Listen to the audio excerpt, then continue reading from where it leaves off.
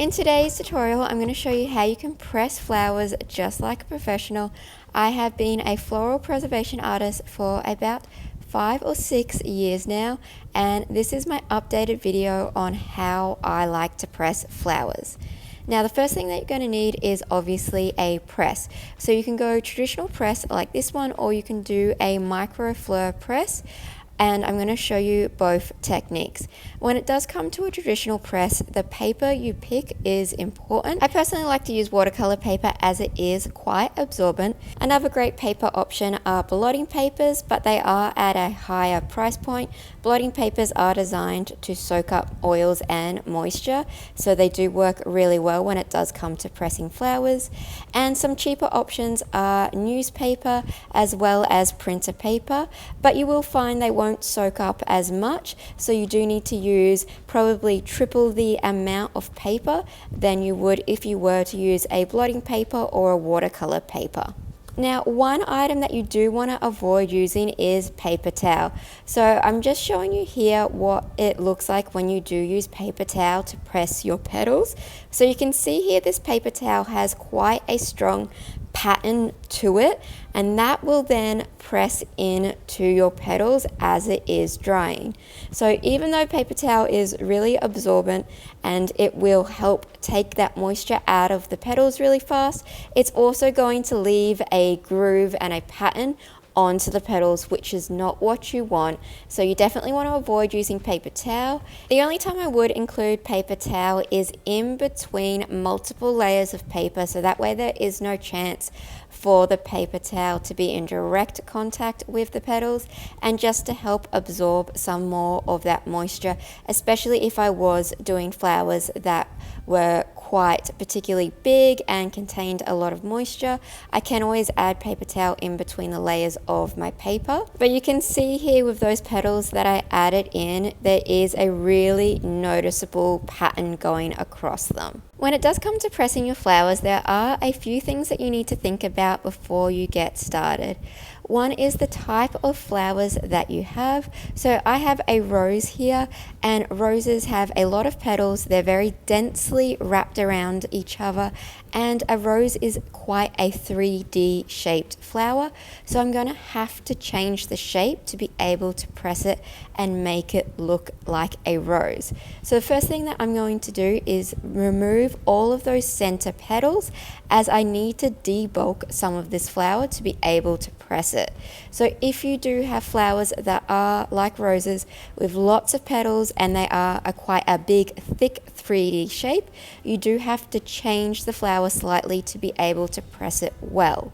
Another thing that will come into play when you are pressing flowers is whether you want them to be facing forward in the final product or facing upwards, and that's something you need to think about as well. So with this rose, I've taken all of those petals out of the center and I've cut the back of the stem off, so that way I'm able to open it up and lay it down so I can press it flat.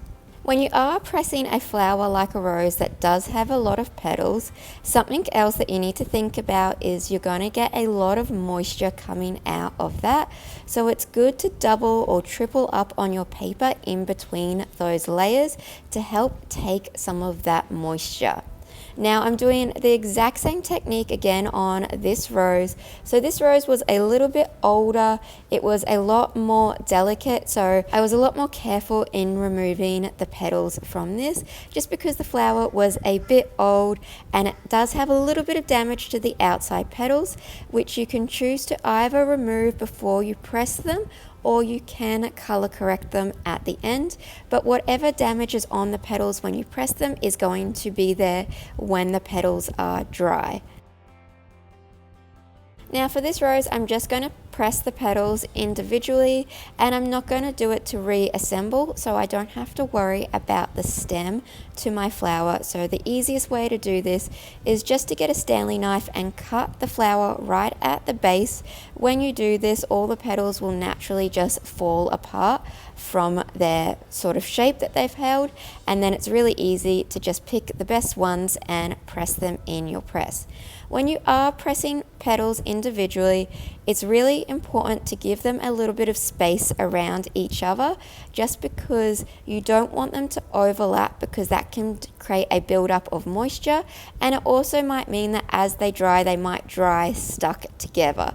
So it's always good to just give them a bit of space going around the entire edge of each petal. I do find when it comes to just pressing petals, you can just do one sheet of paper in between each layer of petals, because they don't contain too much moisture when they are set out like this individually. But if you are pressing a whole flower with multiple petals stacked on top, like I just did previously, then you definitely want to make sure that you have ample paper in between each layer to take up that moisture.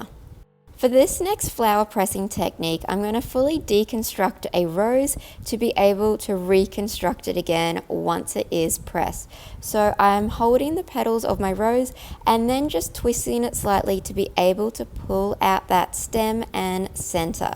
I'm then just cutting the stem off, and I'm going to be pressing the center as well as all of those petals individually. The reason why I'm doing it this way is because it gives you the best results. It is the most time consuming to do, but you'll be able to reconstruct and get a perfectly pressed flat rose or any other kind of flower that you choose to use. This is the method that most professional floral preservation artists use. So I'm pulling apart all of the petals and laying them down flat just like I did previously, and then I'm also going to be pressing that centerpiece, so that way when I do reconstruct it, I'll be able to reconstruct it with that as well. Something that also plays a factor when it does come to drying and pressing your flowers is their color. So a flower like this that's got a real vibrant color is going to hold its color really well compared to a really light toned flower. Now you'll find that most reds will go a lot deeper and even get a slightly purple tone to them, as white flowers generally go either slightly off-white creamy color or sometimes even brown. These carnations are another really good example of a flower, just like a rose, that is really densely packed with petals and quite 3D in shape. So a really cool technique that you can do if you want your flowers to be facing upwards is to cut them down the center to press them. Now you can press these completely whole just like this, but this will cut down the time, and it also helps with them laying down flat when you do press them, so you generally get a nicer quality and shape to a flower like this if you cut it straight down the center and then press it down flat. So obviously when this is pressed, the petals are going to be facing upwards, and I'm going to have my stem.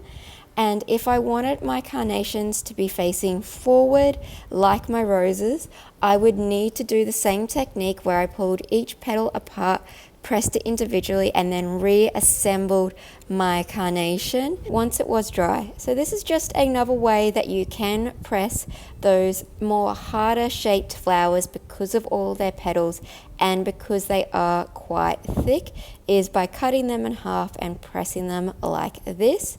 I also do like to pull back a few petals sometimes so you can kind of see a little bit more of the color that's on the inside of the petal that you can see I'm doing with this second carnation.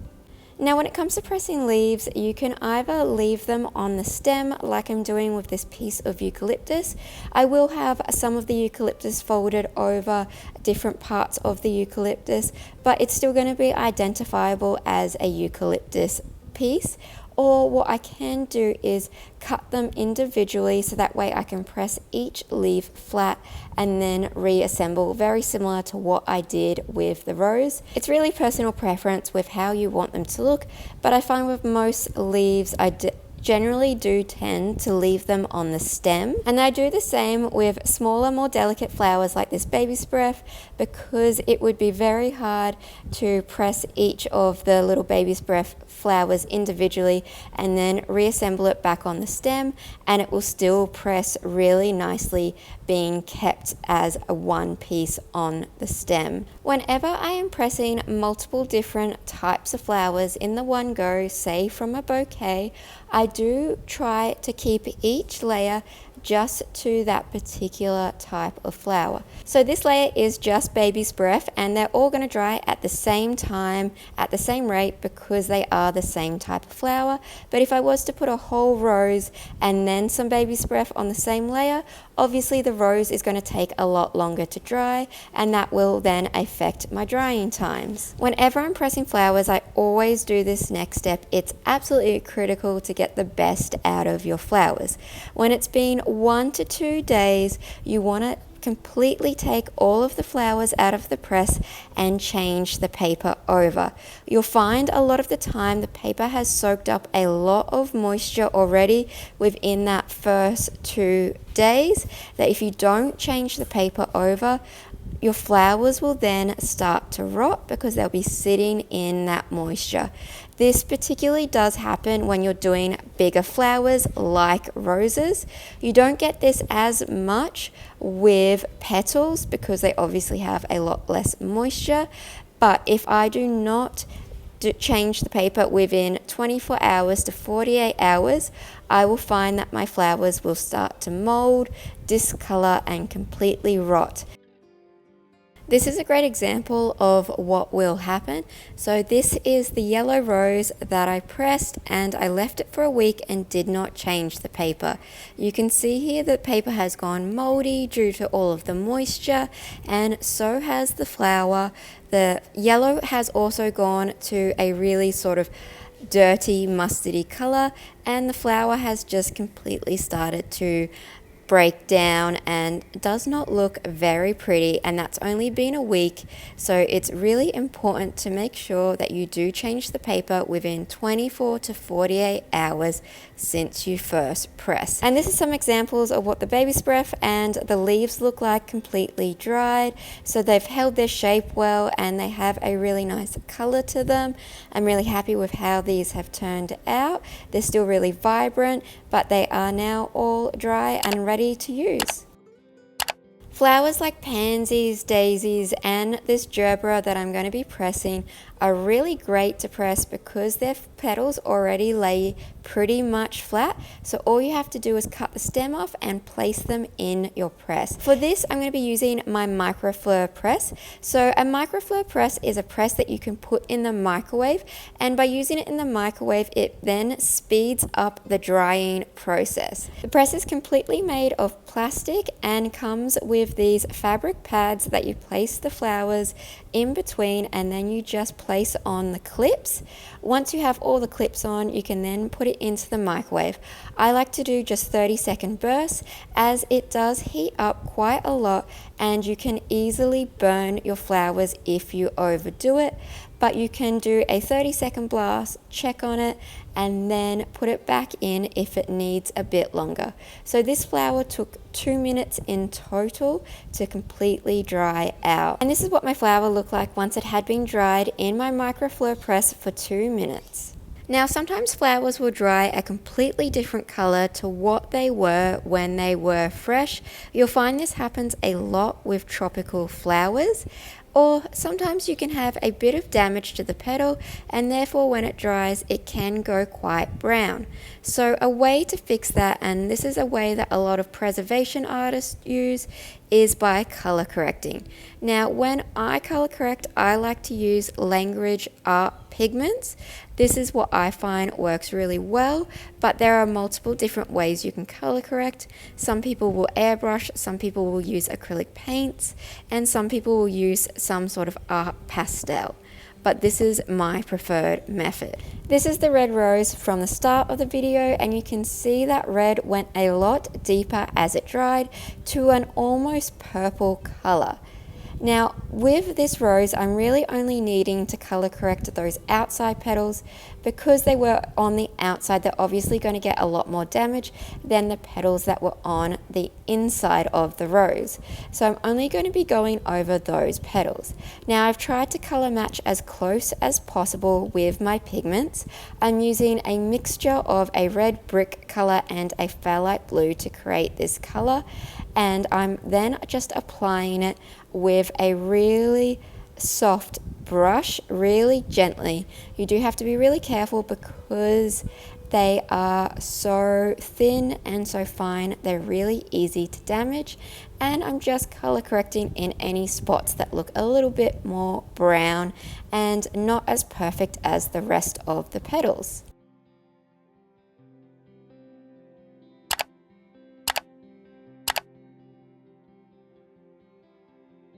On any of the petals that I have color corrected, I do like to seal them just to make sure that none of that pigment will transfer. You can use a spray varnish or this one from Krylon, which is an artist sealer and will give some extra UV protection. Just make sure you do it from a distance, because sometimes with spray varnishes, if you spray them too close, you can get a buildup of that product on the petal and it can discolor it slightly. Another option is a acrylic base varnish like this satin varnish, which also does come in a matte version, and you just paint that over the top of the petals that you color corrected to seal that pigment in. If I am using this varnish, I do use less is more, because I don't want to add any extra moisture into these petals by adding too much varnish. So I do a really thin coat.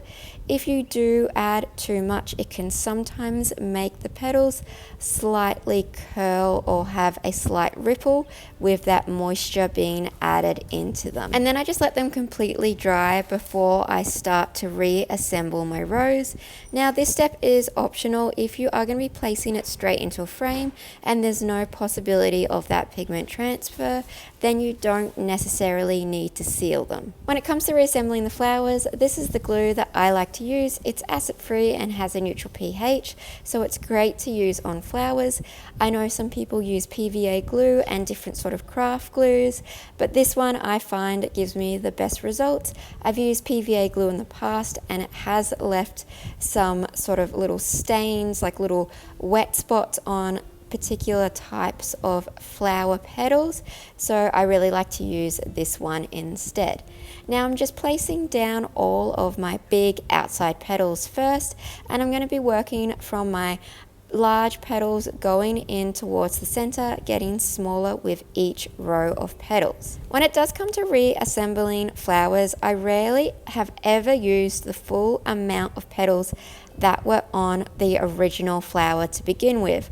I find a lot of the petals that were on the inside of the rose I end up not using because they're too small. They're also really awkward shapes, have a lot of curves to them, and it can be too much when you are laying them back out. It can make it look really busy. So I find I normally use about half, maybe 3/4 of the petals that were originally there when I do reassemble my rose. Now something I will always do when I am gluing my petals back together is I will put it on over a piece of baking paper or plastic or some sort of non-grip paper, just because I don't want to accidentally have some of that glue then stick that flower down to the paper that it's on as I am working with it. So if it is on baking paper and you do get some glue on the paper, it will just pull straight off without damaging the flower that you've just put together. So it makes life a lot easier. Once you do have all of your big flowers in place, and I'm just adding the smallest amount of glue onto each petal and sticking them down on top, I then go around and do my next layer, and I like to make sure that each of my next petal is in between one of the big ones, so that way they kind of overlap each of the new layers. And the very last step, once I've got all my petals in place and I'm happy with them, is I'm just going to then add that center that I dried individually on top, just using the same glue, and there I have my finished pressed rows. I hope you found this tutorial helpful and now you know how to press flowers like a professional. And if you have any questions or comments, feel free to leave them down in the comments below. And if you like this video, please give it a big thumbs up as it really helps my channel out.